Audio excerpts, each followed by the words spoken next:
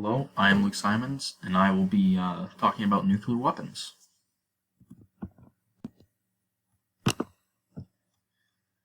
So, what are nuclear weapons? So, they are called a device that is made to destroy anything when it is dropped. There are two different processes. One is called a fission bomb, which is an atomic bomb, and one is a fusion bomb, which is a hydrogen bomb. So you might ask, what are these measured in based on their units? So they are measured in kilotons and megatons. So kilotons is equivalent to 1,000 tons, and megatons are equivalent to 1,000,000 tons. And so we have here Hiroshima. So we all know from World War II that we dropped the bomb on Nagasaki and Hiroshima.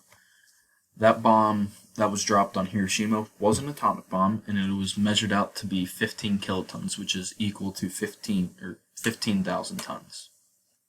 And then this picture on the left-hand side here is just showing what is going on in a nuclear bomb or what it looks like. So the first bomb. The first bomb was named Trinity. It was an atomic bomb or a fission bomb, and that was detonated on July 16th, 1945.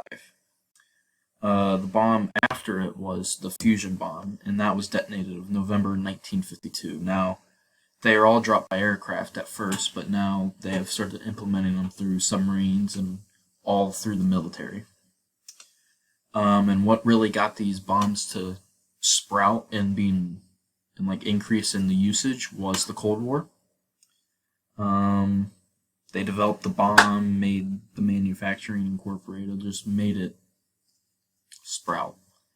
And then some of these treaties that came from this were the Nuclear Test Ban Treaty of 1963 and the Treaty on the Non-Proliferation of Nuclear Weapons of 1968. So both of these just negotiated these weapons because of the deadly effects it had on the environment and just the health effects, and I'll explain those a little bit later.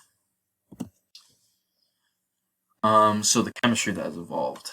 So the neutron, we all know that James Chadwick founded the neutron, found the neutron. Frederick and Irene Joliet Curie, they really they discovered the artificial radioactivity. And Enrico Fermi, he found all the elements on the periodic table after. I'm sorry. He found all of the. He found uranium. So after uranium, he found all of those elements after uranium. The isotopes. So the two main ones that are used in nuclear weapons are uranium-235 and plutonium-239. And then this picture on the left, it's just showing how when the isotopes are combined, they react to form two new atoms, but they explode. That's what makes the bomb explode. So what types of fields are involved in the nuclear weapons? So you have the physics and atomic scientists and the chemists. So the physics and chemists, they all work inside of the bomb, which is meaning what reacts with what and what makes the bomb explode. And then the atomic scientist is just constructing the bomb and making it what it looks like. So now on to the positive and negative effects. So from a chemistry standpoint and from a science field standpoint, really it's just we have found many isotopes and elements because of Enrico Fermi. He found all the elements beyond uranium, like I said a few slides ago.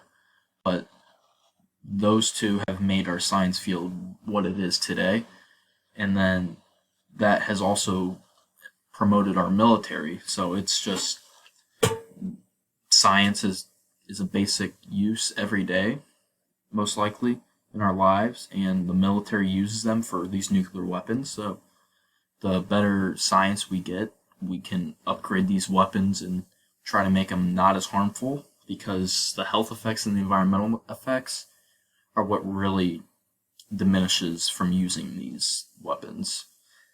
So the health effects is obviously death, skin burns, and long-term effects like being blind because of the wave that comes out from that bomb. It makes a mushroom cloud, and then it just sends out a big shock wave, and leading to the environmental effects. It just kills anything in its path, and whatever plant, animal, anything that's living is just going to die off because of all the light, the heat produced, the wave. It just destroys anything when it is dropped.